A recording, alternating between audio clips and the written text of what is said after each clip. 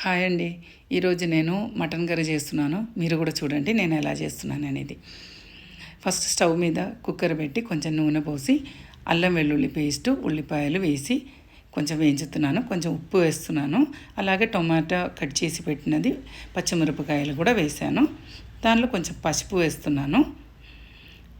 తర్వాత కొంచెం tomato puree నేను తయారు చేసి పెట్టాను పక్కన, అది కూడా వేసి కొంచెం ఫ్రై చేస్తున్నాను. ఇది కొంచెం ఫ్రై అవ్వగానే నేను ఇంట్లో తయారు చేసి పెట్టిన గరం మసాలా పౌడర్ వేస్తున్నాను. తర్వాత మటన్ వేసి దీన్ని మంచిగా కలుపుకోవాలి. కావాల్సినంత ఉప్పు కూడా వేయాలి. తర్వాత ఎంత మనకి కావాలో అంత నీళ్ళు పోసి కొంచెం కొత్తిమీర కట్ చేసి పెట్టినది వేసి మూత పెట్టి అది ఉడికేంత వరకు ఒక 5-6 విసిల్కి తీస్తే మటన్ కర్రీ మంచిగా రెడీ.